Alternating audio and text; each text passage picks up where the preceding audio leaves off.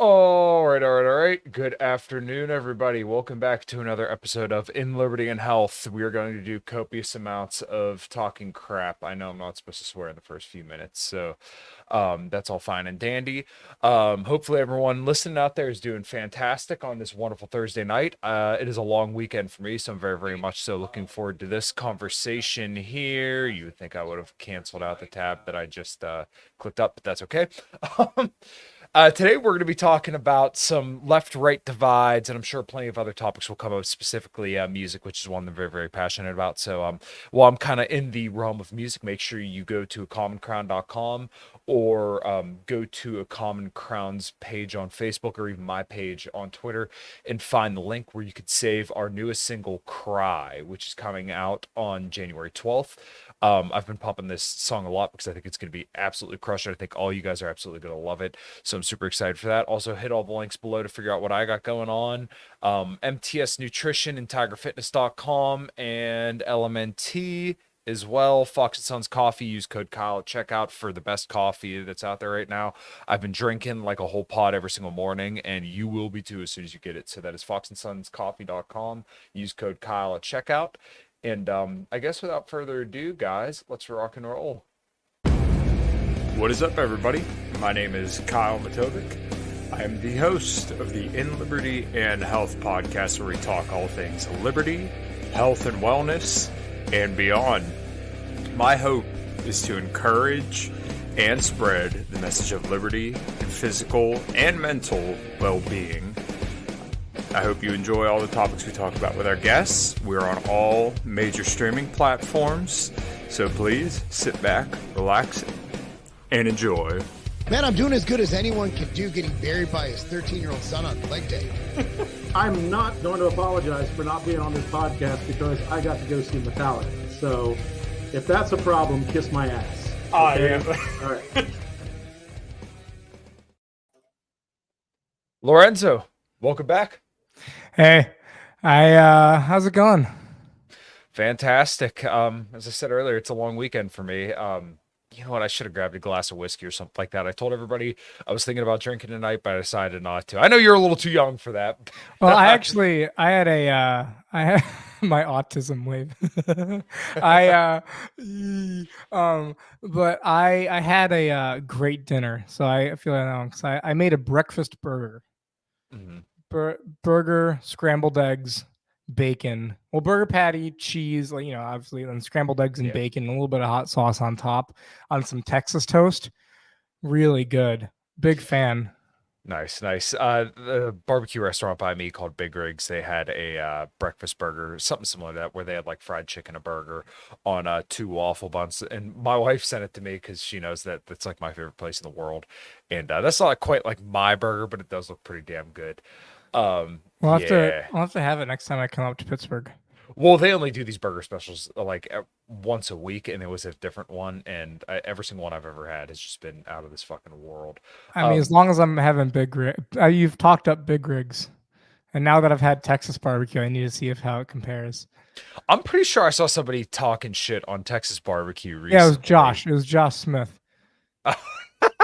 Was it really? It was Josh Smith saying that it was shit, and that St. Louis barbecue is the best. I like St. Louis style barbecue. That's the place that my hometown barbecue place, which actually I took my girlfriend to when I brought her up the past week. And looks like we've got a whole group of people in the chat. Yeah, Very good to see. Meredith. I've seen a lot of shit on Texas barbecue. Now, does that mean like good or bad shit? Love all barbecue. I mean, I'm the same exact way. And thank you so much, Yeehaw Yinzer. I don't know if he wants me to use his real name. Merry Christmas, Happy New Year, brothers. Yes, thank you so much for the super chat. I really, really appreciate it. Yeah, I mean, I'm kind of the same way as Meredith. Like, as long as it's barbecue, I don't really care. I have no understanding of barbecue dialects. People talking shit. Yeah. I like any barbecue I will have is great. The biggest thing I like about Texas barbecue is the fact that they do more beef than anything else. Like beef, I love beef short ribs. Beef ribs are like Yes, beef ribs are absolutely fantastic. I really like burn ends. So like typically what they'll do with burn ends is that sometimes it'll be like brisket, so they'll get the ends of the brisket and then cut it off and then put in barbecue sauce, or sometimes they'll get just like pork belly, which is the way that I do it when I cook pork belly. They'll cut it up and then smoke it and then put a little bit of barbecue sauce on it, and it's just like the greatest thing in the world. It like melts in your mouth. That sounds great. That reminds me, are you gonna come out to Childeberg? Yeah. I I don't know. I would really, really like to. I don't know if it's going to happen, but I would really, really like to, because I know I don't know if you know Tommy Salmons. I know I'm I sure you was know who on he is. I was on your live stream with him, and he said that Megan McCain Correct. is his cinnamon girl. That's all I. that's that's my like we talked about metal, and I was gonna say, because I know you had talked about seeing him at Chilbert, and since it's like 45 minutes from Austin, I'll probably just spend the day there. I won't do like a camping thing, but if you come down, I have to take you. There's a place called Cooper's that has really good barbecue and really good beef stuff. Oh, I feel like I've heard that place in particular before, and I don't know why. I feel like somebody else has told me that. Maybe I'm full of shit, but yeah, I've really, really wanted to go down there because Tommy and I have been pretty good friends for the last 2 years, and I know that's Childeberg is kind of like his thing, and also like Buck and a bunch of other really, really great people all go to Childeberg, and unfortunately, last year was the year that my wife and I got married, so like a lot of the traveling was kind of like not this year. Yep.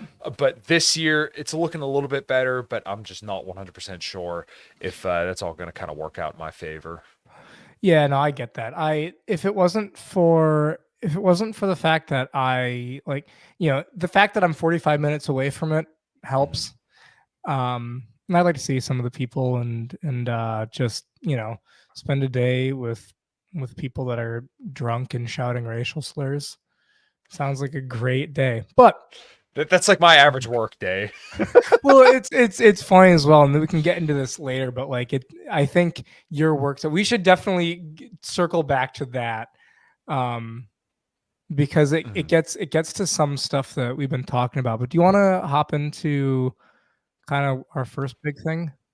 Yeah, well, you had brought up that you originally wanted to do this show because there's a very, very large divide in our neck of the woods about the left and the right.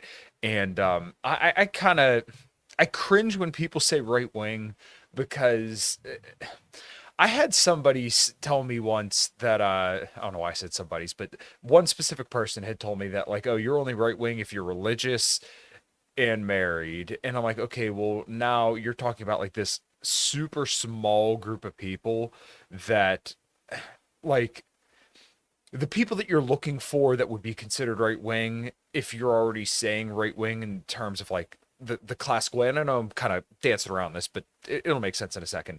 Like if you're looking for politically active, dissident right wing people who are, older, traditionally minded and married, this is a very, very small group of people, right? Like people probably like us.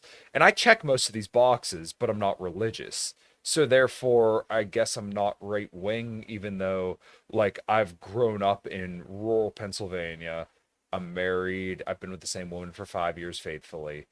Um, but I'm not right wing because I'm apparently not religious. Like you see how like Yeah, the it's purity spiraling well, goes, and it can get to be a real circle jerk. So this is kind of why like I cringe when I hear right wing a lot of the well, time anymore. and I agree with that. And I also with the thing of I also think that gatekeeping and purity tests are good to an extent.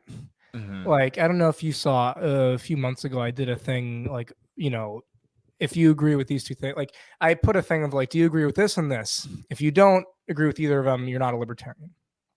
And it was Hmm. like legalization of heroin and repealing of the Civil Rights Act, kind of two like hot button things that weren't cultural. And I got so many people angry at me and like, you're this is and was like this is just basic principle stuff. So I think that maintaining good principles is good. With the other thing of it's okay if someone isn't that and they're a very good ally. Like Hmm. um trying to think of a good example. Okay, well, real quick, perhaps we could dwell on this for a second. Like, well, when you say really good ally, I think there needs to be context to that, right? And I'm sure you probably agree with this, but like, when it comes to foreign policy things, this is probably where we're going to disagree. But like, people could shit on Caitlin Johnstone all day, every day, and I know David in the chat's probably going to shit on her. And look, I completely, yeah, no, it's completely fair. I understand and I agree with all your criticisms, but her writing when it comes to anti-imperialism is way better than any right winger today. I do not say that. I don't say that with joy. This isn't something like I'm proud to say, but like she is better on all the anti-war issues than any notable right winger today. And people want to suck Matt Gates's dick. I get it, but like, lest we not, he's great on a lot of stuff, but like, we should not forget that he went completely establishment when it came to Israel Palestine, and like you could even see the cognitive dissonance, like the gears grinding in his mind when he says we shouldn't take the people's goodwill towards Israel when it comes to funding Ukraine. And it's like, well, you see what the problem here is. Yeah. Right? Oh, I totally get it. And is this, I'm sorry, but Pat Buchanan. Yeah, it's Pat Buchanan. Okay. Yeah. Okay. Well, but he's no longer prominent. And I'm sorry to talk. We need the next Buchanan. We need the next Buchanan. Right. And also what I'd say is, when it comes to allies, what I was more, and we can get into the Caitlin Johnstone stuff. Sure. What I was more thinking, and I saw you had him on, I think last night or the night before, the Paleo GOP guy. I forget Brandon Harnish. Yes, he's a absolutely fantastic person. He's someone where I'm like, would I call him a libertarian? No. Would I call him a great ally? And I am not the next Buchanan. I am a only if. But he's not a libertarian, but I am more inclined to ally with him on basically 90% of the stuff. And I think he would freely admit, no, I'm not a libertarian. I think it's okay to not try. And my point with all that, the litmus test stuff, was to kind of weed out the people that treat the libertarian stuff, and especially LP focused stuff, as like this cool kids club where they take the label and they try to show how great they, it's like they're cool because they're not part of a duopoly. And it's like, well, you can be a very good conservative, and if you're like, yeah, I don't really agree with some of the hardline stance libertarianism, that's fine. It's probably good. You're probably more well adjusted than any of us are. But that's where I was going with when it comes to the Caitlin Johnstone stuff. And this is what I was going to get at with like the against the left. It's funny because you put the against the left with Lou Rockwell, but Lou Rockwell put a lot of Caitlin Johnstone's writings up. But here is my issue. So there's a few, and I'll lay them out in the order that I feel is good. Sure. To start out with people like Caitlin Johnstone. And I'm going to also put people like Max Blumenthal in this and other anti-leftists that are good on certain anti-war things, right? Basically left anti-imperialists. Yeah. That's a good example, because the first thing I would say is that I wouldn't particularly consider them anti-war. I think that now Caitlin maybe more so, even though I really don't like her. But a lot of the people that are especially a lot of like the pro-Palestine left, the ones that really latch onto that, like someone like Roger Waters, who is great on like Israel, Palestine, some of the Russia-Ukraine stuff. But if it was like a socialist country kind of invading another one, a lot of those types would start kind of backing away. It's an anti-Western, anti-American imperialist, it's that kind of mindset. And I think that people need to recognize it as that mindset instead of just being, well, these guys are great on anti-war, let's like do a full. It's like, you can try making bridges with them, but they're not anti-war for the same reasons. And I think it's very important to keep that in mind. Second, so yeah, that's the first thing, is like, they're not anti-war per se. They're anti the US doing war, or a capitalist country doing war, or a country doing war against communists, which that's fine. But it needs to be addressed as that, because it's a very different thing from the libertarian stance on anti-war. The second thing is when I look at some of the optics stuff. And I'm not one that really cares a lot about optics in certain lights, but I think it's important in other lights. And I mean that in like, I don't care about optics as if our next presidential candidate said the N word. I don't care about that Oh, because that's a perfect clip. I would encourage that. I do think there are certain things that. Okay, here's an example. The pro-Palestine left. So I was kind of taking a step back and kind of looking at. This is going to bring in some of the stuff I was thinking about. I was looking at how the latest Israel-Palestine conflict has brought out a certain how it's played out because it's very interesting. I saw some stuff that I think is like Gen Z does not care about Israel. They're either they don't care or like are actively anti-Israel. Like there is not the support for Israel that there is even among millennials, Gen X, whatever. It's just not there. And that's kind of interesting in a way where you have this kind of first major conflict in Israel in a while. Like there was something in 2014, but this is like the propaganda machine is going all on board. Have you seen how Israel has like, hey, Dickie popped in. But have you seen how like the state of Israel is like putting ads on Twitter and their other conglomerate organizations like pro-Zionist Jew? And I want to make a pro-Zionist thing as well because I've grown up in a Jewish background stuff. I think it's important to make that distinction. So there's that. And then there's what's going on with the pro. Meredith, I'll get to that in a little bit. Bookmark that. Fashion experiment. Long story short, I've been wearing more green because my girlfriend says my eyes look good in green. So fair enough.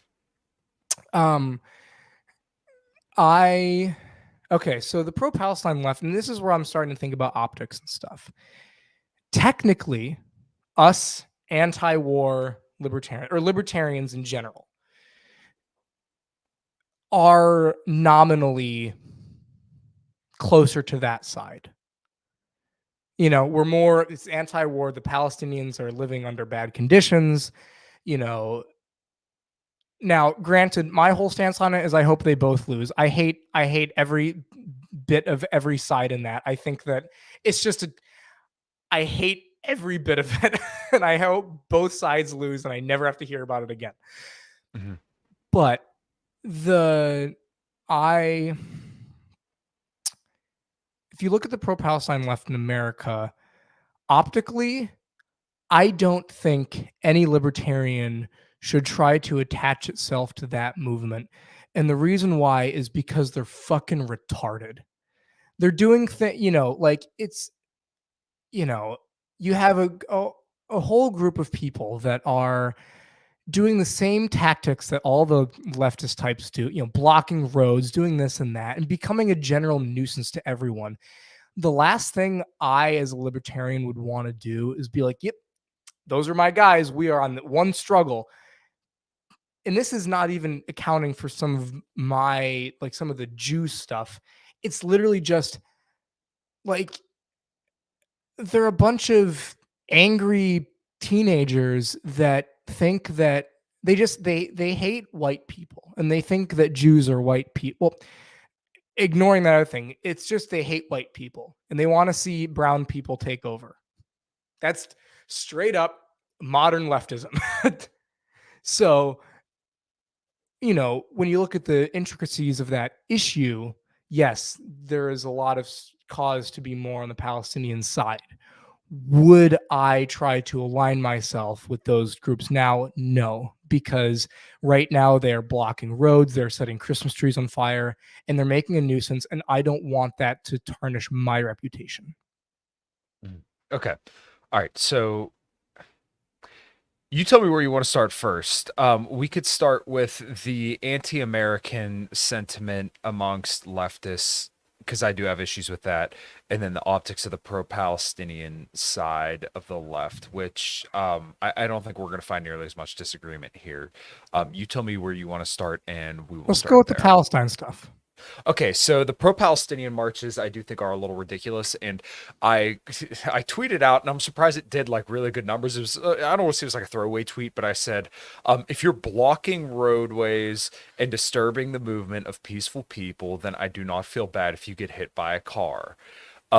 The same way if you go to, I don't know, let's say Mike Tyson on an airplane and you start dropping hard R's and calling him a hard R to his face and he knocks all your teeth down his throat or down your throat, do I necessarily think that he was right doing that? No, but also calling a world championship boxer a hard R to his face is not exactly a wise thing to do. I mean, I think this is pretty well established. So, Yeah, it's the one thing though that we should kind of learn is that, like, at least, and perhaps maybe I agree with you a little bit more than you might think. When it comes to like the leftist protesting, I do agree that like a lot of the pro-Palestine marches, I think, do come from a general anti-white sentiment where they're looking at it through like a very Marxist worldview of basically like oppressor versus oppressed. But like in this situation, I think they're more right than wrong. So like, yes, the Palestinians are absolutely an oppressed people. I do take a little bit of issue with like, I hate both siderism and kind of taking it neutral. And maybe you're not doing this and maybe I'm just interpreting you wrong, but like, I should hate, clarify that. I should clarify. yeah, go ahead. Here's my thing with it.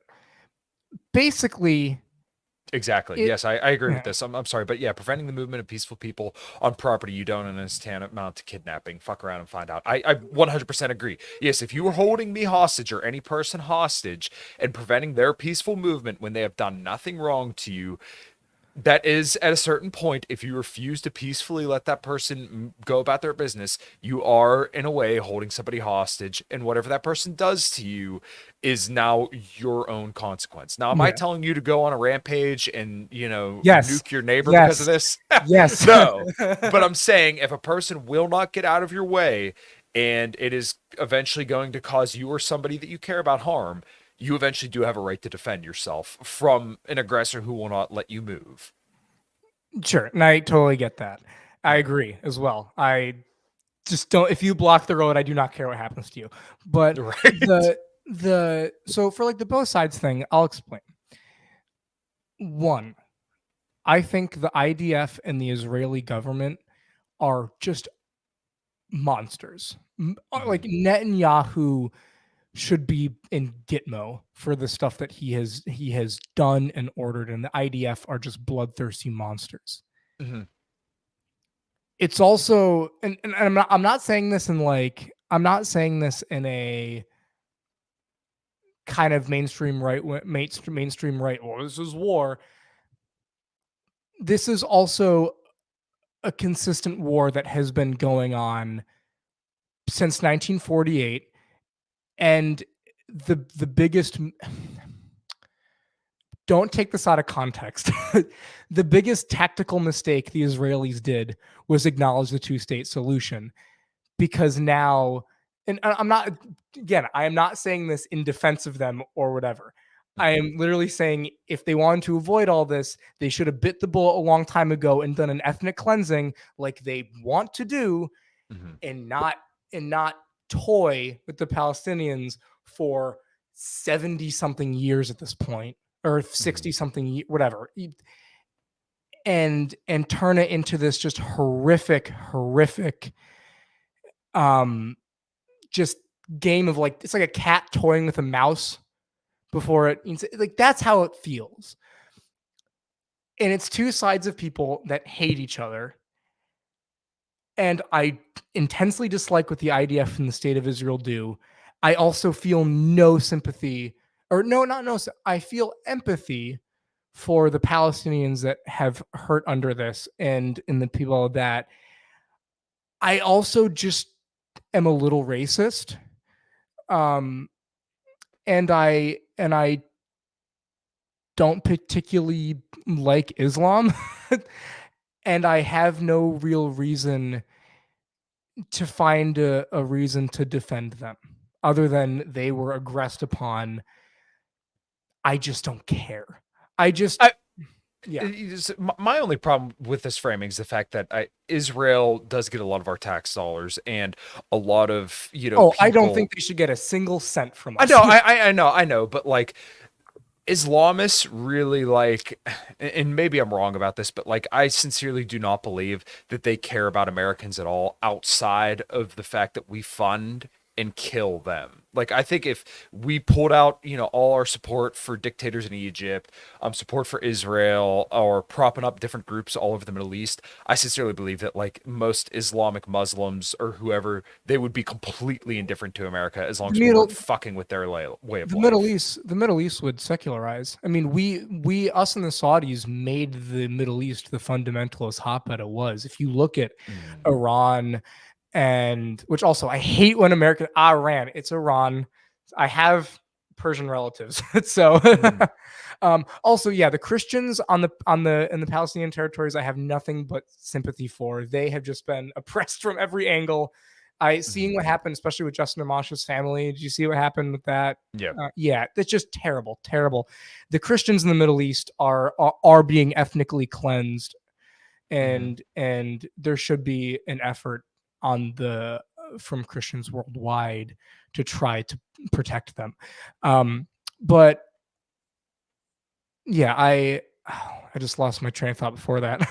No, But that's okay. So basically, like we were kind of going on about like the pro-Palestine marches, and I think we're getting a little bit stuck, and maybe it's not a purpose or a good point to dwell on too long. But basically, like the idea of equating the Palestinians and the Israelis. I guess my point would be that like I hate the Israeli government for the fact that like they have the capability and they do spy on U.S. citizens, and they get so much of our tax dollars, and that they're viewed so favorably when they're a net negative on the US and only serve to, they serve US detriment more than they give us any kind of benefit. And like a lot of US citizens view Israel very, very favorably. Whereas like, yeah, people say, oh, well, we gave money to Palestine or something like that. But I mean, like we give scraps to Palestine, if anything at all. When we've given almost $250 billion to Israel over the last couple decades. So like I just think the proportionality here for libertarians is oh very, very yeah, important, and we should be a lot more angry about what atrocities are being done on our behalf than the which I'm very, very empathetic to or sympathetic, I'm sorry, to the arguments that Israel is a more Western culture, because at least to my knowledge and my understanding is that Israel is a lot more of a Western it's or really culture. secular. It's actually really outside of like Netanyahu and his Likud coalition and like some of the, it's Mhm. either very secular or ultra orthodox. There's really no Okay. like that's why there's the whole thing with like Tel Aviv is the gayest city. It's well, yeah, because it's a bunch of secular Jews that went to temple and got told by their rabbi, who's also pretty secular, to go. Does that rabbi own Pornhub? No, no. Well, it's and that's another thing as well. I haven't gotten deep into that, and I a lot of the JQ stuff gets at me because most Jews you'll interact with in the US, actually a lot of them are not religious at all. It would be like blaming it, it would be like pointing at like the Unitarian church that has the gay flag outside of it and going, look at the Christian question, look at all these like it's like they're people that have been brought up that you know are shit libby in nature because of there's a it's a very interesting cultural phenomenon, and it's hard to explain if you haven't lived it, and I've grown up in it. Okay, So yeah, like and so okay, so like real quick, I'm sorry to interrupt, but like this is kind of why I don't dwell on the JQ stuff, because like I sincerely have only worked with one Jewish person in my entire life, so I don't know Jewish people. Like I'm completely ignorant. I literally live 45 minutes away from Squirrel Hill, where the Church of Life synagogue was shot up. I mean, I even like I used to work with somebody that actually went there, and I was telling or talking to Pete and Brand about this last night, but one of the people that I work with. Oh no, I was talking to Connor Freeman about this. So that's right. We were talking this morning about some of this stuff, and it was a very, very strange situation where like he was wearing the Stronger Than Hate shirt, which I'm sure you remember. It was a Steelers logo with the Star of David at the top, and it said Stronger Than Hate after the Church of Life Synagogue. And they had him give a speech at the last place that I worked. And then at the very end, he took his shirt off, and it had one of those, Stronger Than Hate shirts on, or he took his coat off, and it had a Stronger Than Hate shirt on it. It was almost like ritualistic in a way. And I understand. I don't think it was like some kind of JQ. Oh, their parentheses are taking over.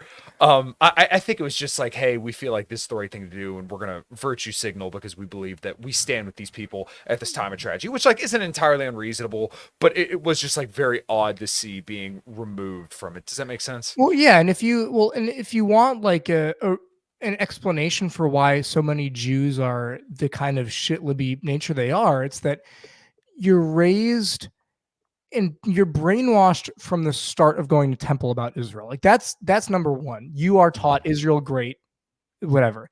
You also, depending on your relatives, will get a dose of the kind of ethno-nationalism that you'll see among like boomer Jews.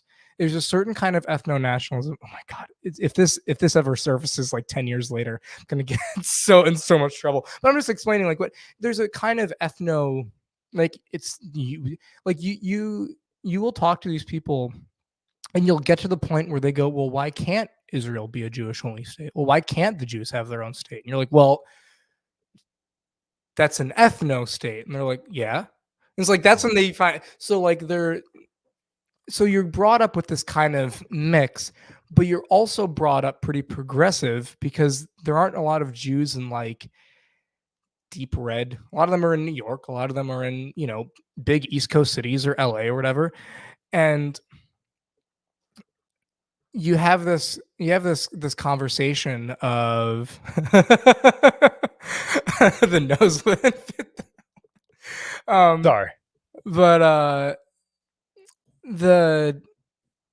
you have this combination of like this, we need to support Israel, we need to protect Israel, this shitlibbiness, and then also you're taught that anti-Semitism is a huge threat and you do it. And there's a bit of truth to that depending on where you are.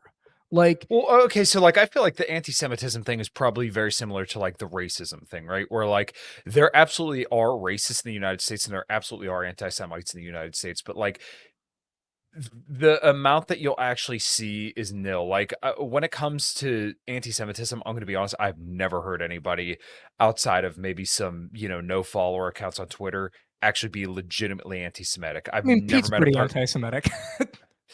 I that's up for other people to decide. I'm not going to put a qualifier on that. I just putting that aside. I would say that you'll see it a lot. Like, okay, if I was a Jew and I had some sort of thing that showed my Jewishness, I would hide it if I was going through like a neighborhood that was mainly Muslim. I would hide, like okay, but like how many Muslim neighborhoods are there? Like, and once again, this is me speaking. Okay, here in rural Pennsylvania, once again, I can only speak on what I know. I don't believe Muslims are a very, very big population here in the United States, and neither are Jewish people, to be fair. But like, if we're talking about specific populations, then we know that like Jewish people do tend to have a higher income. Like Jewish people are relatively well off. Mm-hmm. So there's probably more Jewish neighborhoods than there are Muslim neighborhoods. And once again, I'm just kind of speculating here, but that seems to make sense to me. The Muslim neighborhoods are newer, and it's mainly because of refugees from I think it's like post-Arab Spring kind of refugees that have come in. And they've been kind of settled in pretty blue air. Like, I'm not surprised you haven't seen any. You'll see them in New York. The thing is, like, a good example is New York City. You'll have neighborhoods where it's a bunch of Somalis and Yemenis and Arabs and whatever, but you also have Crown Heights, which is almost entirely a Hasidic Jew. Those neighborhoods won't really get along. So it's sure. The Muslim hotbed of Austin. There's really it's interesting. The demographics here are so different from what I'm used to up north, because it's like Hispanic, white, Asian, and then black. Mm-hmm. It's very interesting, but it just depends on where you are and all that stuff. But getting back to the original point, you're taught that anti-Semitism is everywhere, and you'll see things that make you think it is everywhere. And then you'll start seeing, and this is the other thing with the pro-Palestinian movement stuff, is that I have seen some of these people get into some really hairy rhetoric and start going after just like I saw, and a lot of it is fear porn, but I do see videos of, a bunch of pro-Palestinian guys on a college campus going after like the 5 Jews on the campus. And it's like, that's just not cool, because they don't have any control of what's going on over there. Sure. And it's, and you see that type of stuff, and I'm like, again, this is the optics stuff. I don't want to associate, if I'm going to be like, as a principled libertarian anti-war person, if I'm going to stand by the principles of, I anti-Zionist, not anti-Jew, war is bad. I don't want to be associated with the same people that are like crowding around Jews on campus shouting from the river to the sea. I just don't want that. That's not a good look. And right now is a prime opportunity where a bunch of Jews are moving right. They're moving very right, because a lot of them that have grown up very shitlibby are realizing that all the movements that they've supported for the past 50, 60 years hate their guts and want them dead. Or hate their guts, not want them dead, but they hate their guts because they don't do the nuance. Well, there should be a way to start trying to deprogram them from the Zionism and stop them from going the Ben Shapiro route, and more like, for lack of a better person, the Spike Cohen route. Bring them. Okay, so but I feel like we're already starting to see this. So, like, there are a lot of anti-Zionist Jews. Like, even when Marjorie Taylor Greene was looking at the protesters at the Capitol or something like that, a lot of the pro-Palestinian and anti-Zionists were actually Jewish people who were anti-Zionist. So, like, there's a huge sect, to my understanding, of anti-Zionist Jewish people where I think, like, here's where I think we're at a really, really strong agreement, is that, like, the people who are starting to question U.S. support for Israel, specifically maybe some Jewish people who were raised very, very Zionist, maybe they're starting to question these narratives. And I think we should be very, very open to those people and kind of give them the full context. And like you said, kind of keep them from going the full Ben Shapiro of saying, well, just glass Gaza. Now, I don't think anyone, like, in the very, very big anti-war camp, like myself or any of the guys from the Libertarian Institute, are going to argue with you about, like, some of the aesthetics of the pro-Palestinian people, specifically, like, or the pro-Palestinian marches where they're going out of their way to do bad things like that. Like, I don't think anybody agrees with that. Like, my problem when people focus on the college kids stuff, these are already powerless people. Like, yeah, they're like a small symptom of the culture, but like all the left in power in this country is overwhelmingly Zionist. Like, there is no ifs, ands, or asses about this. Like, there's no debate amongst Joe Biden and his cabinet. They are all fervent Zionists. Joe Biden has said himself, he feels a deep personal connection. I'm quoting that, a deep personal connection to Israel. And he is not that's because he's not Jewish. That's because Epstein was Mossad. Of course, he feels a deep connection. Well, yeah, you're right. But not only that, but I mean, he literally said that, like, hey, if Israel didn't exist, we would have to create an Israel. So I mean, like, all the meaningful left here is pro-Zionist. Anthony Blinken, the head of the State Department, Lloyd Austin, he was just over in Israel. So I mean, like, Joe Biden's cabinet is complete and total agreement that they're all very, very Zionist. But like, all the elected officials, people who have power, have called for a literal genocide of the Palestinians, right? Now, once again, if it is the Israeli government funding this by themselves, I don't want them to murder the Palestinians, but I'm a lot more indifferent if it's Israeli funds going to genocide the Palestinians. I, once again, do not want this to happen. I'm not endorsing this, but like, if it's just Israel by themselves doing this without, the U.S. backing them, okay. But right now, Israel has the full-throated support of the U.S., and it's not like it's just one side or the other. It is both, all three sides, really. Kennedy as an independent, Joe Biden, and Donald Trump. Donald Trump paid a little bit of homage to saying, oh, fuck you, Netanyahu, but he'll fall right back in line. Donald Trump has zero balls. I actually think that out of the three, Joe Biden is actually being better on Israel than Trump would be, mainly because, now granted, his entire cabinet, everything there, are Zionists, but there's got to be a whole cadre of Biden staffers just shitting bricks, because they're seeing a lot of their voter base be very anti-Zionist. And if they can say all the stuff they say, but like, now granted, I'm not saying this in a thing of like meaningful change will happen, but like, that if Trump was in because Trump's voting base is full of evangelicals that want Gaza to be glassed because of their death cult. Do you know kind of why the evangelicals love Israel so much? Like because they believe that the Jewish people are God's chosen people. Well, they also want a war to happen there because think it's the return of Jesus. Yeah, right. It's not that it's like there's the chosen people thing, but it's more they literally want that whole region to turn into chaos so Jesus rises again, et cetera, right? So there's this very interesting, like, I don't think Biden can, dispensationalism. I don't think Biden can do as much as Trump would, mainly just because it's like, well, then you're going to get more of your streets paralyzed. Like, okay, so maybe I view this a little bit differently because, like, I legitimately don't think a lot of the left really gives a shit. Like, they believe that Trump is Hitler. I shouldn't have said that because you can't say that. They believe that Trump is the 1940s Austrian painter, right? They believe that's who he is, and no matter what, we have to vote against him. So even if Joe Biden is a fervent Zionist, I believe that, like, they don't square that circle in their minds. The same way that, like, the same way that right wingers don't square the circle that Trump is basically Bill Clinton and wants gun control and wants to stick a certain medical treatment in your arm. I don't think they square that circle. I think it's just these are the people that we've always supported. These are the people who we're taught to support, and we're going to keep doing that no matter what. I think that's the same for both sides. And this isn't because, like, there's an inherent flaw with either side. This is just human nature. It's red team versus blue team. It's it's tribalism. And I completely agree. I'm saying some of myself. I am a libertarian. Will I probably be voting for Trump next year? Yeah.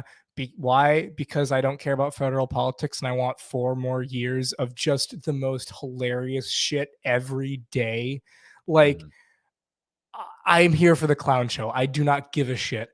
And the same, like, I know people that are like, fervently against, well, I assume you've seen kind of have you worked with like the blue collar Democrat types, like the Rust Belt Democrat types? No, but I know plenty of them because the town I grew up in, it was right beside a steel mill. Trump Fetterman, endorsed. I love Fetterman. Like, unironically, I love him. He's a complete mental retard. Okay, well, you know what? This is actually a really, really good point. Billy, I'm with Lorenzo. I'm for the comics, but Fetterman, funny enough, he is a very, very, he's incredibly Zionist. He's a China hawk, and him and Oz, right? They were the same candidate. People can talk, all the shit they want and say that, oh, Oz was better. They were both for Decepticoning the children, if you follow what I'm saying. They're both China hawks. They're both Zionists. They're both anti-Iran. They were the same on every single issue. Except there was no substantial. No, hardly even that. They were both socialists and they were pro COVID regime. They were the same. There was no difference between those two. Yes, I agree. I'm saying more that, like, I don't think you'd see Oz, like, because Fetterman's whole thing is going off like the economic nationalist kind of union shit, whereas Oz would, I mean, again, they're still very similar, but their messaging on economics at least different. Everything else, I agree. I mean, there was maybe like a 5% difference. If we're going to that, then yeah, okay, I would probably agree with that. But I mean, like, the difference was nearly non-existent, and it's amazing how hard would people argue against this. And then, like, literally, if you looked issue by issue, there was hardly any disagreement. That being said, Fetterman is mentally, like, not well.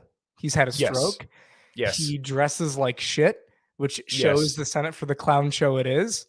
But people feel related, or people feel like he's relatable though through that image. He looks like he'd be crowd killing kids at like a hardcore show. Like, no, he looks like he'd be your uncle trying to give you a ride, bum a cig off you. He looks like the type of guy that, like, under his sweatshirt hasn't taken off a Hatebreed shirt for the past 20 years. And like do you see that thing that Taylor said where there was like he went to a hardcore show and I think like around Pittsburgh area like 10 years ago or something like that. But anyway, what I was gonna say um is that yeah, like with the working class Democrats, you know, we both that's one thing we both have in common because it's funny talking with people down here, they don't have that. There aren't a lot of Democrats down here in general, but like the working class Democrat is this type of person that's like would be conservative nowadays if it wasn't for the fact that they hate Reagan and everyone after Reagan with a deep hatred because of Reagan making like getting rid of their jobs essentially and they're like it's weird comment they're like economically liberal socially conservative types they're like they're not on board with the gay stuff they're not on board with whatever but they defend unions to the death they defend and they'll vote for Biden every day of the week because that's who they that was who they were told to vote for. And what's funny is that a lot of unions do pressure their specific individuals to vote blue. There's somebody in my family. My stepdad is a union electrician, and I've heard a lot that like, hey, they really pressure a lot of the union people to vote Biden because unions donate. I think it's like 90% 90 or 98% of unions donate to Democrats. Yeah. So well, it's the thing. It's the same thing as like the Scots that are in Scotland now that are economically conservative, but they'd be caught dead voting for a Tory because Margaret Thatcher took their coal mines away, took their steel mills away. It's a very similar breed of voter. And it's really interesting explaining that to people down here because there's nothing like that down in Texas. Your Democrats are affluent urban liberals. Or what's the alphals? Is that term that Malice uses? Affluent white female liberals, something like that. Like that's your type of liberal down here. Sure. Whereas you'll have people up in the north that are they're even pro 2A. You'll have people that will vote for Biden every day of the week that have an entire gun rack. Yeah. I mean, but at the same time, people vote for Trump, but I mean, he was huge on gun control and he didn't make that any secret either. So like I said, and I think you recognize this as well. Once again, it's just human nature. We've been told that, if you're on the right, that Trump's going to save you. And if you just vote for Trump, then you'll get your country back. You'll get your jobs back. And, we're going to make America great again, even though how'd that go for you in 2020? And then for leftists, basically, they're told that, well, Trump is literally the Austrian painter, so we have to vote against him because he's going to ruin our democracy if we let him win again. Union voting changed for the 2016 Trump win. That's interesting. Yes, okay. That's how Trump won. He won Ohio. He won all those Rust Belt states because because Hillary Clinton is literally like the most shit like she's just like the most transparently corrupt person out there. The literal worst person ever to exist. So do you feel like we kind of got to a good point with the optics of the pro-Palestinian march? Like I said, I don't think there was really much disagreement. We're in agreement with that one. And I just think that my stance would be just like, let them fight, take a step back. Don't encourage people to learn more about not being as pro. Oh, I saw your thing. I will stop squeaking my chair. It's okay.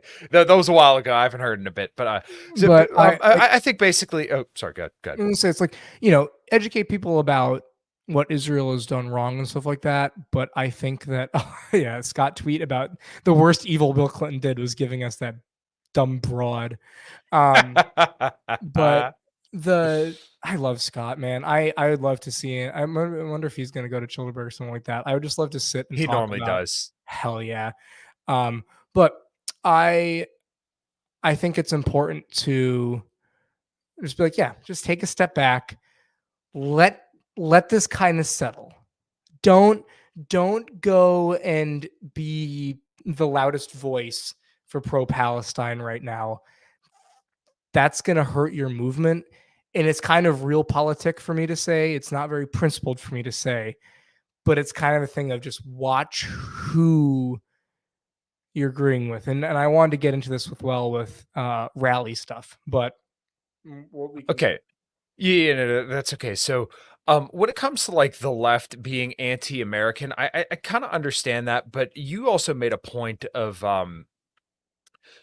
the left being brought up a certain way, and I think there's definitely something to this where like I put out a tweet and it seemed like people generally agree with it, but like if you were told that capitalism is what we live under today, where the banks control pretty much everything, you have large corporations, inflation's out of control, the mom and pop shops got shut down in 2020, um, you have all these wars over the last 20 years, and you're told that this is like we live in a free market democracy under Western capitalism. We I do live in compl- a democracy in the worst way possible. Exactly. Right. But like, if you were told that like this is what capitalism looks like, I can't say I necessarily blame people for saying like, oh, well, if this is the ancillary effects of capitalism, then I'm against this. Do I agree? No, I disagree because capitalism isn't this. It's just the voluntary capitalism literally is defined as like the voluntary exchange of goods and services, right? So we would not consider a huge bloated military industrial complex to be um a free trade or basically capitalism, free market capitalism. I don't think that these leftists in particular, let's say Caitlin Johnson, Max Blumenthal, Ron Kalik, or even somebody like Misty Winston, who doesn't necessarily explicitly call herself left, but she kind of considers herself to be grouped amongst them. Yeah, I don't think that if a socialist country was to go fucking around and destroying shit, I don't think they would endorse that. I think that they're very, very, I don't want to say Marxist, but they are very, very sympathetic to the plight of people being dominated by a military force, right? So anytime they see an intervention that may be done on the behalf of Western forces, they're very, very sympathetic to that. And some of them are even pro-China, which I wouldn't necessarily go that far, but I can understand it because, like, if you look at China versus America, China has built goodwill all over Africa because they've given loans to people and yeah, but aren't that's like all gonna fall apart in a few years no, anyway. right. No, no, no. Yeah, I'm not debating that. I agree, but like they're very, very pro China because China has developed good relationships with countries in Africa, and they're raising their standard of living, and they're not currently, keyword is currently, going to collect scalps for the money and all the infrastructure they built for Africa. So If I I think they're more so looking for the downtrodden, and they kind of come at it from a Marxist worldview of oppressor versus oppressed. And they do view that the Western imperial forces and the Western empire is an imperial force that is oppressing all these other countries, which I really can't argue with that because what else would you call, drone bombing campaigns and, displacing millions of people and slaughtering millions of people over the last 20 years, if not oppression, if not, flat out just murder. I mean, to me, I get it. Once again, I don't agree with that worldview, but I think that they got the diagnosis correct. They get their prescription wrong. Sure, and I don't disagree with that. I just see. Let me think of a good way to put this. I don't really see a reason to like be an enthusiastic supporter of them. I think they do their fine work, and I think it should be fine to be like, you do your work, I do mine. I don't think any major stuff is going to come out of coalitioning because it's it's a small enough movement already, and I think that you start having things where okay, here's an example of where some of the stuff I'm coming from. Do you remember the Rage Against the War Machine rally? Mm-hmm. I Yeah, think I you was were there. there. Yeah. Okay. Yes. So that's when you had your big beard.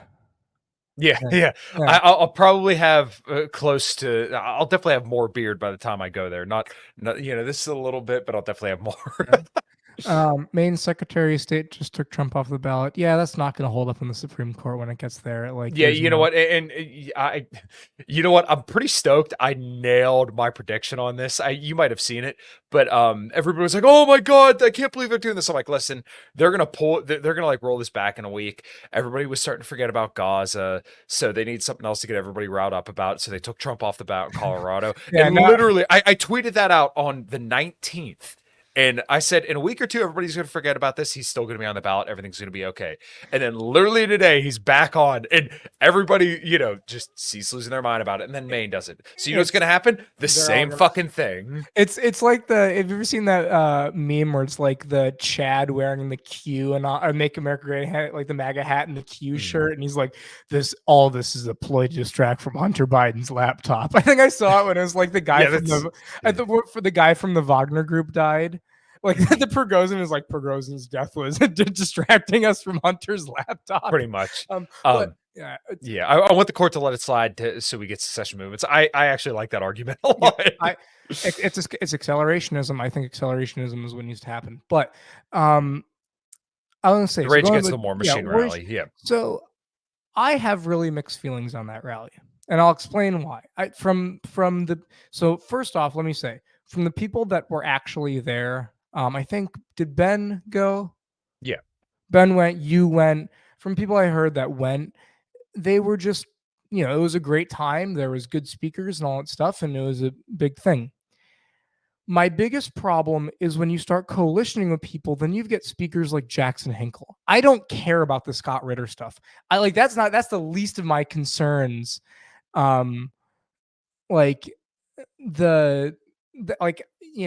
That whole thing was screwed up, and I honestly, regardless of his convictions, I don't know if he's the best speaker to bring on because of some of his, he was just pro-Russia instead of anti-war.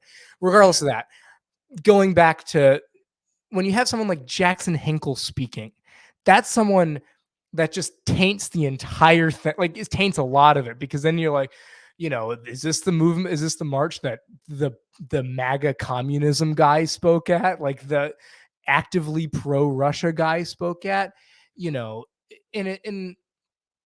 when you look at some of the articles around it, as much as it was an accident and it was not a fault of the rally itself, you'll see shit where it's like there was a bunch of pro-Russia people there. There's that picture with Angela with the Russian flag behind it.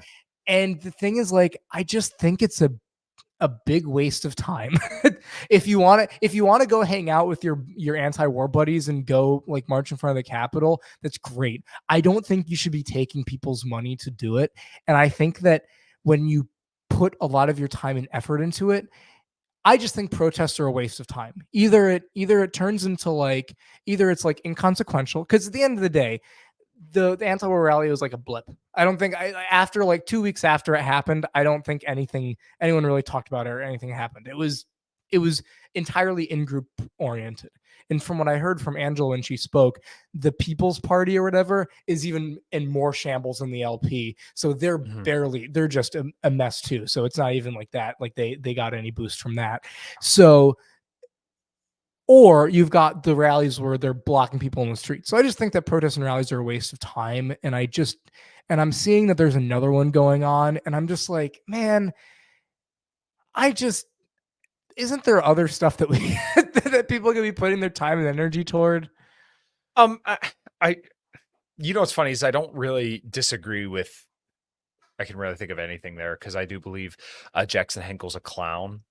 I don't believe he's a serious person. How he has a following, I have no idea. I didn't even know who he's was. online. Yeah, he's permanently online, and he makes himself seem based. And the reason he has an audience is because then there's people that see some of one or two of his takes that aren't bad and give him these big platforms. And it's and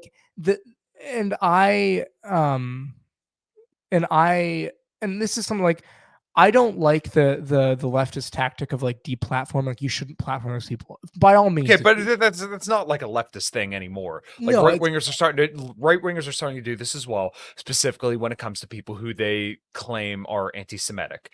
yeah. I So was like gonna. Yeah, yeah, I remember it as like, you know, even like 2 years ago, it was the sure, big leftist talk was like, even with people, it's like, you can't support Jimmy Dore. Jimmy Dore had all these people on. I actually think in terms of yeah. leftism, I actually don't mind Jimmy Dore. I think he's cool. Well, here's where we're in agreement though. Like Jimmy Dore, in my opinion, is probably the best of the left. Like he is absolutely hysterical, and he just kind of views healthcare differently. I mean, really, that's like probably the only major part where we disagree. Even like Who's that pasta guy? Isn't he a leftist as Craig, well? yeah, Craig Pastajardula. It's funny. He said I actually met him at the anti-war rally, and this is what I think is a little bit more the purpose of these rallies, or at least this is the way that it was for me. So I met up with Clint, Reed, and well, originally it was just like Reed, but then like he was at a house with Craig Pastajardula, the Banks twins, Dan Cohen, who's done absolutely phenomenal work when it came to Israel. And a whole bunch of other people who are like content creators who I like never met before other than like Reed and You Clint. guys had And your hype house. Your libertarian version of a TikTok hype house where all the oh yeah, well listen, Zoomers. I brought 2 bottles of whiskey and we started rocking and rolling. But like basically what was so cool about that, and I also met Misty Winston there, who's become a really, really good friend of mine. And like once again, she considers herself the leftist, but like she has done a lot to promote our guys. Craig, okay, so Tyler, if you could Yeah. elaborate, why is Craig suspect? Because listen, I met that dude and I hung out with him multiple times at that rally, and then even all the people that I know that know him have nothing but positive things to say. I mean, like literally, he stopped at the end of the night and like made sure that everybody got everybody's emails and was like able to communicate with each other. He followed me on Twitter and like made sure that everybody there that night was like in contact with Yeah. each other. So like I think hold yeah. on. Like this is to my larger point is that like this is what I think the rally's about is basically getting connections with people that you didn't know before and building a larger coalition of anti-war voices all together. And I think the rally did that successfully. This isn't like we're rallying and expecting Joe Biden to write a bill tomorrow and to end all the wars. Like if that could happen, it's not going to happen. That would be nice. But like the fact that we networked with all these people that we didn't previously have before, I think that's a huge net positive, and we all found common ground on one issue. And even like when we talk beyond that, the disagreements are never that big. Yes, Tyler, I would love to party with you as Well, well. here's the thing, and I that's cool. I just feel like instead of a rally where you guys are out all in the cold, why can't It if wasn't you've got cold that well, weekend, to be okay, fair. but like if I would rather my funds go to like Angela booking a really nice restaurant and everyone gets to go and like at least have good food and talk like if you're gonna do a networking thing and a coalition building thing, that's great. Sure. But you should play politics like the big guys and wine and dine people and start doing that and keep it behind closed doors. Or at Yeah, least I not mean, behind like I understand that, and I don't know where I fall on this. So like when people start talking about like the Libertarian Party versus the Republican Party, oh I'm an yeah, no, anti LP guy. You know yeah, this no, at this it's point. totally Craig. Okay, hold on. I want to make sure I get to this here. Craig is overreactive to libertarian takes. His criticism of Malay was juvenile and really sound like a sad commie. We're gonna get Yeah, to okay. Malay. Yeah, I have a I whole think that's thing. fair. Yeah, Yeah. I would like to believe that I've been the most reasonable person when it comes to Malay, who's been skeptical and also positive. I would like to claim that title. Maybe I'm fucking wrong. In terms of the anti-war crowd, yes, I think that you in terms of your crowd, I like I like your takes on Malay the most, and I was going to actually bring that up as well because there are some Okay, well, you people. know what? Maybe we should put a bow on like Yeah, the whole yeah. anti-war thing. Let's put a bow on that, and then we'll move to Malay because Okay, I well, like, okay, so like, maybe we should just give like a little closing round here. So, like, basically, when it comes to, like the LP versus GOP stuff, like, I think if you're going to play politics, then hey, maybe you should go for the Republican Party because like they already have political power and there's already like a path to victory there, and like it's not going to be easy, and you probably won't win, but at least there's like something there. But we should also admit that, like, the Republican Party, when it comes to preserving liberty, has failed. The Libertarian Party, on the other hand, has failed completely, and probably a lot worse over the last 50 years. But we don't know what will work. Like, nobody knows. Anybody that's telling you, like, oh, if we just vote Republican Party long enough, we're eventually going to lead to liberty, is lying to you and trying to sell you something. Anybody that tells you if you just continue to vote for the Libertarian Party that we're going to end up somewhere we want to be is lying and trying to sell something to you as well. We don't know what works. You might as well do whatever the fuck you're going to do. And, like, what I'm going to say isn't going to change everybody's mind anyways. So people are going to do what the fuck they're going to do no matter what. Yep. So response to any thoughts? No, I agree. I think that I think you're going to have more luck in the GOP, and I think that if you don't want to get flamed for the correct foreign policy takes, run for governor or something where you can work on domestic stuff. Because I think foreign policy is very important, but if you can go and be, your mayor and get a lot of stuff pulled back and that type of stuff, or be your governor or be in your state senate, something like that, that's more important, I think. That's one of the areas where I do agree with Pete, is keep local. It's one of the areas where I agree with Tho, is stay local. Your state senates are ripe for the taking. It's a bunch of people that have never had to fight for their seat in their lives. Go in there. There's even someone like Blake Masters. I think he should have gone for governor because I think that there are things where he's read and he's done stuff with 20 Blue years Rockwell. ago. Well, 20 years. I'm not the Blake Masters guy. He's not my guy. I don't think, I love a lot of my Mises Institute guys, but I think some of them get really, really like he's the second coming of Rothbard or whatever. He's not that. He's like, I think in terms of a Peter Thiel populist Republican, he's kind of a better shot than someone like Joe. Yeah. Well, it's like, here's the thing. It's like, I think that in terms of like a Peter Thiel candidate, he's better than like Joe Kent or he's better than like Bannon. And I think as a governor, he'd be fine because you don't have to worry about foreign policy as a governor and you can focus on some of this stuff.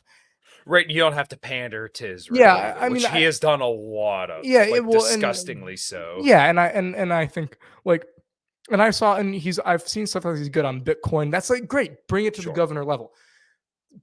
I think the LP is a waste of time. Please stop trying to deal with. No, David, I just don't give a shit about Blake Masters. I think he's better than the Democrat, and I would vote for him if I was in Arizona because he's better than the Democrat. Because at the end of the day, I'll still generally be a tribalist. But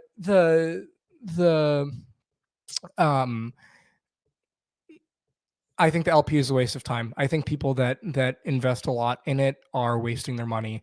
I think people have conned you and deceived you. Please do not put your money to it unless you want to go to a convention in a hotel and talk with people. Like, if you want to treat it as a social club, treat it as a social club. Don't think you're going to act political change. All right. Bow on that. Yeah. I think, like I said, the Libertarian Party and the Republican Party, in the respects that we would like to see them, have both failed as adventures. But I don't know. Maybe it is. Yeah, I agree. Actually, stop giving Heisey money. I was gonna. I met him at Yale, and it's a shame that he's a snake oil salesman because we. He hates me now, and he probably doesn't listen to this. But if he does, I'm sure I'd probably get he has my phone number. I have no personal problems with him.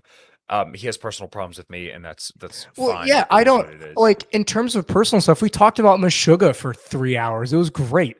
Like nice. It's fun. It was great. He's like very autistic. But like he's led that he's conned a lot of people out of a lot of money, essentially with a lot of the Mises stuff. Well, you know what? I don't want to say conned because I don't think it's like he's. I believe there probably is a faction or a part of him that says like, hey, this is a way for me to make money. But I also do believe that he has like the Ron Paul vision. Conrad is Michael Heiss. I have his number on my phone. Yeah, so do I. Like I said, I don't have any personal problems with me. He doesn't like me anymore, and I'm okay with that, probably because I side more with the New Hampshire guys. But I mean, it just is what it is. When it comes to like acting, I don't think he likes me because I'll go to war for Josh Smith because he gave me a dinner and he offered to have me sleep at his place. Regardless of politics, I love Josh. I mean, I'm not saying it as in like I disagree with Josh, but like Josh is a homie. Yeah, well, maybe the most important thing about the Libertarian Party is the friends we made along the way. So true. I wouldn't have met you. I wouldn't have met David. I wouldn't have met Josh. Yeah. I wouldn't have met all that stuff. But yeah, I think, getting anyone else have a permanent cringe face after watching Mouse? He went hard on Meghan McCain. I've not watched it, and I'm not. Maybe I will. Maybe I will. I didn't watch it. Yes. Yeah, I didn't watch it. I don't really care. I haven't really watched any Malice since I've kind of taken a step back from consuming political media. I think he's important in terms of getting Tim Poolites away from Tim Pool, because he's the only guy that can talk back to Tim Pool. He will go on there and insult Tim Pool to his face, and he's the only guy that can do it, and that's great. But Phobes, he went harder than I was. He like pushed Meghan McCain on like because he's like, you called for January 6ers to go to Gitmo, and she's like, sure, they're friends, and honestly, the best to them if he's like, yeah, I'm not going to go and butt roast my friend on live air. That's fine. I have friends that I hate their politics. I don't. My best friend in the world is a hardcore Zionist Jew. I would take a bullet for that man. He's the guitarist in my band. We disagree on a good amount of politics, but I would die for that man. Yeah, it's kind of funny. Like, I spend more time around your average Zionist right winger who just would do anything for their Lord and Savior Donald Trump than probably anybody that listens to my podcast or anybody that wants to talk about right wingers. Like, once again, these are my fucking people. I've grown up in the fucking automotive industry. Also, sorry for like blowing my nose and like hawking movies and shit. I'm coming off being sick. Yeah, well, you've done a good job of not, putting it right into the. But yeah, basically, like I've spent more time around right wingers in the last 11 years than probably most of you guys have. I love these people very, very dearly. I consider them all very, very good friends. My bass player, it was at January 6th. I'm not even fucking kidding. My bass player, other friends other friends I have were at January 6th. These are my people. These are the people that I'll probably live around for like the rest of my life. Your friends are patriots.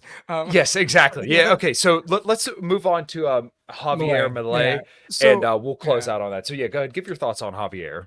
So I wanted to talk about, because it has some of my other issues with the anti-war crowd, and it's not you. You were like the so there.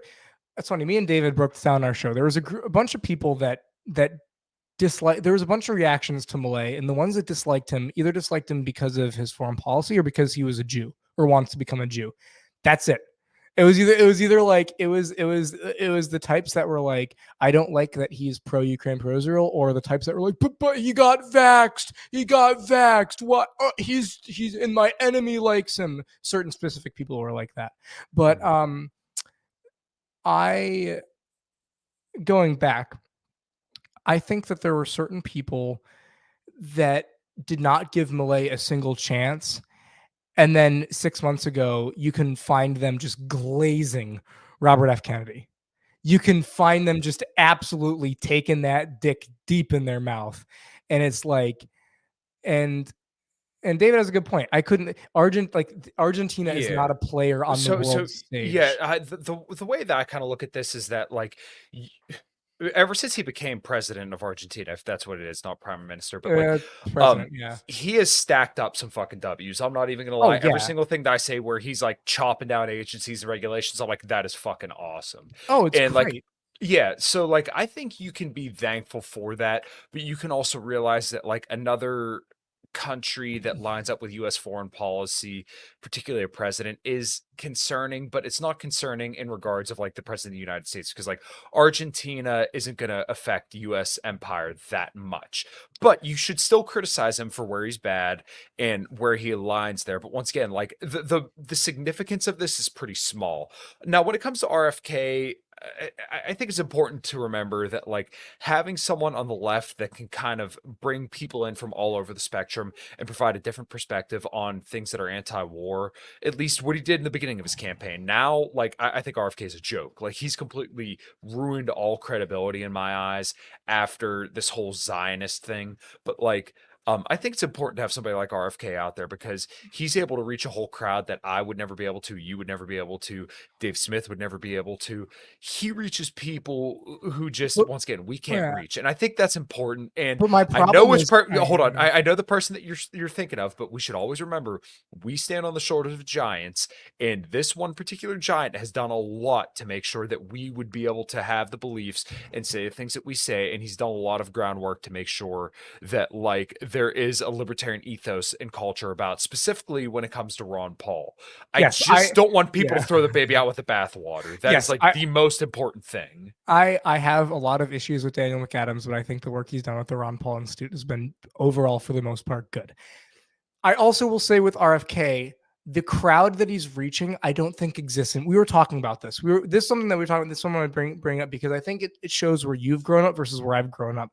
And there's a few different things.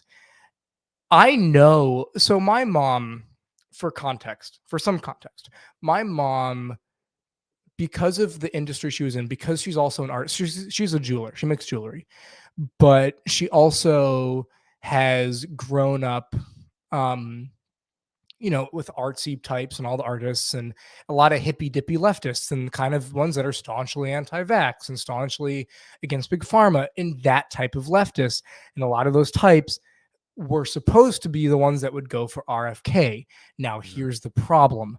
A lot of those people don't exist anymore. And I'm saying this is entirely my anecdotal experience, so I cannot say things. But the Occupy left from 2010 is dead. And the reason I say that okay, but the Occupy right is dead too, because there's no right wingers that care about fiscal responsibility anymore. Yes, the Occupy right is dead too. But I'm saying basically RFK would appeal to the Occupy left, the anti-big pharma, anti that type of stuff. That's his, like, he would appeal to, well, you know what? Funny enough, Craig Pasajardula, he really appeals to him, and Craig goes to bat for him. Once again, these are audiences that we don't access, and I really think that we don't know. But once again, maybe I'm wrong. And I'm saying that a lot of those, COVID broke a lot of those people. I know people that did not give their child any vaccine that gave treatments didn't like give their children the inoculations in the beginning of their life that were that made their kids and themselves get the treatment. I know. Okay. No. The treatment. I know people that were against big pharma every step of the way, and COVID broke their brains in a way that I haven't seen. And those people they weren't like, I don't think that crowd exists as much anymore. The Overton window on the kind of like certain issues will flip flop over certain years. And I think the anti big pharma, anti VAX crowd is now a much more right-wing thing. I think the hippies I think maybe I'm full of shit here, but like I think the people who think that right wingers are so dissident on COVID, I think they drastically overstate it, because still to this day, a lot of the Trump supporting people that I work with in the age range of 40 to 60 years old are still very, don't you dare come in here if you're sick. You better put a mask on. And a lot of them celebrated the certain treatment from 2020 and 2021, and they would be glad to tell you that they got it. Actually, and even in 2020 and 2021, they told me that I should go get it. And honestly, I think, and this is going to be a take that is not very popular among our crowd, but I think in terms of 60 and up, I think it's in their best interest at the time with the information they were had to get it. Yeah. Because and I don't disagree with that at all. Even for younger people. Well, I think basically anyone under 60, it wasn't as much of a, you don't need it. Anyone under like 20, no. Anyone under 60, whatever. Anyone 60 and up, 60 and up. I even now, I wouldn't recommend getting boosted or whatever, but like That's It's a whole separate thing. understandable. It's actually one of the things that I really like when Jeremy Kaufman goes on Yes. about it, because he kind of, there's a crowd of like, well, everything's all bad, and it's like, no, let's approach with some nuance. But what I'm saying is that, and I agree with you that the right, but I think that um Tyler, there's people that didn't get it and they're fine. This is a virus. This is a virus with a 99.9 or whatever survival rate. A Most people 97% survival rate, even for people over 65. Yeah, people are going to be fine. But before I get you demonetized, I'm going to say that Yes. kind of, and that, yeah, he said, Conroe said, I think Carlson was carrying water for lockdowns in March, April 2020. Yes, the right wingers were very, very pro lockdown and very, very pro COVID hysteria in early 2020. It wasn't until like 2021 George Floyd. that yeah, it was really wasn't even like till 2021 that they really started to like pivot on it. And Trump still has not apologized or said that he did anything wrong. And I don't think he will. But getting back to the thing, I think that the left, I think that 2016 started the breaking of that type of leftist brain, and then you hit 2020, and any of those people that were those big pharma, anti-big pharma things, they would either consider themselves politically removed or independent, or I think some of them did a kind of I left the left type thing. Now, granted, I think that's more of an online phenomenon than an in-person phenomenon, because Yes. I actually know a lot more. And Sonny, we've talked about this as well. There's actually a lot of never Trumpers I know. I know people that were staunch, because the Republicans that you know and the Republicans I know are different. In my hometown, all the Republicans go to country clubs, and all of them are upper middle class to upper class types that like Republicans because of Ronald Reagan and lower taxes. They don't like Trump because he's too angry and he has bad decorum, and they're very straight-laced, uptight. And you're dealing with working class Republicans. It's a different vibe. And I knew working class Republicans as well, and working class Democrats that went for Trump. Whereas there are never Trumpers that would vote for Biden. They would vote for Biden again, because Biden, he's at least respectable and moderate. And that's what I want. Sure, he's going to make my taxes high, but I want someone that's going to bring dignity to the office. It's a very interesting worldview. You know what's funny is that Tim Pool literally sounded like that the other day when I was listening to him with Owen Shore and Eric July. He was saying like, oh, well, they're desecrating the office with the Senate butt fucking. And I'm like, oh my, like Tim has literally become like a boomer. I'm sorry. I can't fucking stand him anymore. Like the whole, when the Osama bin Laden letter came out, I'm like, he's literally like my fucking, like, he's like my uncle. When fucking when the 9/11 or when 9/11 happened, like they hate us for our freedoms. Dude, come on. And he had Clint, and it's like Clint was pushing him on it. He was attacking Glenn Greenwald. It was like that's one leftist that I won't touch. I love Glenn Greenwald. I think a lot of the work he does is great, and that's someone that's a socialist who.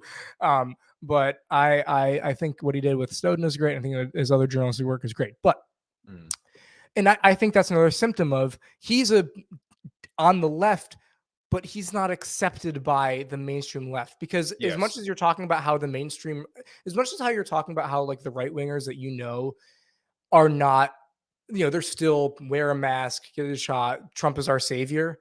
Yeah. Even if they're waking up on certain things, it's the same thing to the leftists that will be like, I'm anti-big pharma, whatever this, and it comes around, they're going to vote for Joe Biden. And that's my thing with RFK, is that I don't think he was ever going to, the Overton window has shifted so much that because also the mainstream lib, even the ones that were anti-big pharma, are still the ones that religiously watch the news. And they watched in 2016, and they watch as how the issues pivot in the news, where suddenly being anti-big pharma is something on the right, even though it's not really something on the right. And it's a thing of like, long story short, I don't think RFK was going to reach the crowd that people thought he was going to reach. I think he was a Democrat that was good on big pharma, but that's no longer a thing that exists on that base anymore. And I think those people are very different now, or have their brains are broken because of Trump and COVID. Yeah. I think RFK threw out all his credibility, and I'll tell you once we're off air about somebody who is very, very favorable to RFK and like what's going on now. I think you'll be pretty excited to hear about what I'm going to tell you. But yeah, I think we could probably wrap here on like Malay and kind of like the overview on it. Like I said, I've been critical of Malay, I think reasonably so. But you know, I don't 100% agree with Daniel McAdams, but I get where he's coming from. And if you I look don't at think he's Dan an talk, asset. I don't think he's an no, no, asset. I don't think so either. But like, also Dan McAdams has also kind of turned the other cheek on RFK as well, because he's like, well, now with this whole, you know, Likud rampage that he's been on, he's like, all right, well, yeah, I think everybody kind of realized that like RFK's flame burned bright at first. His campaign was very, very interesting, and I was very ignorant of a lot of RFK's positions until, you know, this whole Israel thing came to light, and it burned bright, and then it got snuffed, Yeah. right? Like And that's exactly the way the RFK's campaign went. yeah, Tyler, this is and also whenever you see me post a thing where it's a Malay W and I quote it with "but he got vaxxed," I'm quoting Toad every single time. So if you see it, that's Okay, every that's time. what it is. It's every single time. And I also think with that as well is like he could be a complete war hawk and I would still support him on what he's doing in his home country, because what he's doing is just beautiful. Yes. Especially like, and it's funny because like even like he ranges from like early Rothbard kind of like letting the air, like the kind of airplane co-op kind of thing. You know, you see that where it was like he was deregulating the airports. Mm. Um and giving it to the workers. And there's a lot of leftists that were like, wow, he's a left. No, he's not. He just read early Rothbard. And then he's read late Rothbard where he's talking about unleash the police. Yeah. Who cares? Yeah. And it's like, so it's, I don't know much about McAdams. Joe actually knows some stuff, but I don't know. I don't really feel inclined to be knowledgeable on McAdams because, um, but to kind of close out with Malay, I think also with his foreign policy, I understand why he's doing it because he's going to dollarize. He's going to dollarize. I don't, if you're going to buddy up with the United States, it would be a real bad move to go and be like, I hate Ukraine, I hate Israel. I think that would be a very bad move. Also, I think that the Ukraine stance is actually, I just don't care. I think that um Ukraine does have a right to defend itself. And while that's a very blue pilled thing to say, when someone says it and doesn't and is like, well, yeah, Well, and I think the way that you and maybe Joe mean this is that not the Ukrainian government necessarily, but like Ukrainian individuals absolutely have a right to defend themselves and their property. well, and if a country, even if it's provoked, like if I provoked you, like the Mike Tyson thing, it Mhm. like that's the Ukraine. Like if I went up to you and started like taunting you and taunting you and taunting you, and you punched me, I mean, I can punch you back. I But it was provoked still you. wrong. Yeah, it was still wrong for me to do it though. Yeah. So, and that's the thing with the Ukraine thing. And I think that there are a lot of libertarians that get very much into being anti the current thing, that they become like pro Russia, and it's like, no, let's back off. Yeah, well, okay, so yeah, I agree with that take as well. That like there's people who are like pro the current thing and then anti the current thing, Mm-hmm. where like we should be approaching this issue by issue and analyzing things from our principles and the way that we understand things as, you know, our political identities. So What? like we're Yeah. libertarians, we're anti-interventionists, you know, and we should just realize that our government is doing the worst things in the entire world. And we should always oppose what they're doing when it's bad, specifically when it comes to foreign policy. It shouldn't just be automatically fuck progressives no matter what. And while generally you'll be right, that shouldn't just be your automatic reaction. You should always have a principled stance and Well, your yeah. own opinion on things. If someone wanted to run 3D printed guns to militants in Ukraine fighting for their homeland, I'm perfectly fine with that. If someone also said, I want to run guns to the people in the Donbass, I'm not recommending anyone do this before I, whatever. But if someone's like, yeah, I want to ship things to people like the Russians in the Donbass fighting for their independence backed by Russia, I think that's also fine. I think that's the thing. But with that, that's my home away thing. I am very excited to see what happens with him. He's a complete schizophrenic. I love everything that he does. I love how angry he makes leftists, and I love his rhetoric with leftists. I think America should learn from that, even if they don't implement the policies he's doing. There needs to be someone that needs to go on stage and go, leftism in its essence, every leftist is your enemy. And as much as I don't like the they want you dead narrative, I want a mob. I don't care anymore. I want a mob. I've seen what's happened to my town. I want a mob. I don't care what happens to the oh, I'm going to say things off air. Let's just say I don't particularly care what happens to the progressive that have ruined things. Leave it at that. All right, Lorenzo, go ahead, plug away, and we will get on out of here. Perfect. Yeah, you can find me on Twitter at prog_enjoyer7.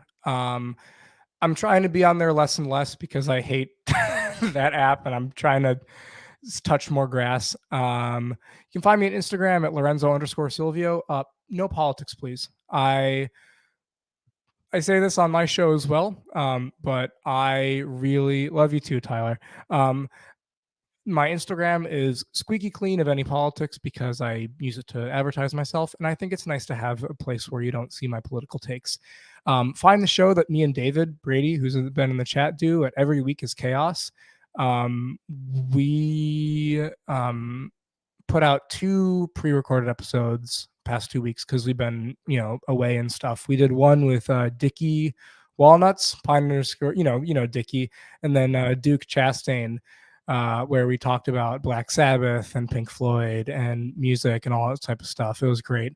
And then we did one where we did a Q&A. So I'd catch those things. It's great. And try to think of it. Oh yeah. If you want to buy stuff off the Muse Institute, I'm going to plug David's link. If you want to get 10% off, go promo code Brady, Brady. Get stuff from the Muse Institute. Give the people there money. Nice. I actually really like that. Maybe I'll have to do that because I do need a little bit more libertarian literature on my bookshelf. I'm gonna do it to get a sweatshirt. I'm gonna do it to get a sweatshirt for my girlfriend. Hell yeah. Well, very active chat tonight. I appreciate everybody hanging out. Tyler, I love you too, brother. I've been telling him that I got to get him on, and I definitely do. You could find me at Kyle Matovic, as everybody knows. A Common Crown will be releasing our new single within 2 weeks or so. It's going to be an absolute ripper, so I'm excited for everybody to hear that. Lorenzo, I appreciate the conversation today. I didn't have an entire vision laid out, but I think we had a really, really good convo, and I think the chat enjoyed it as well. So, as always, we'll always do it again. And until next time, if you don't got anything else, we'll close her out. Peace.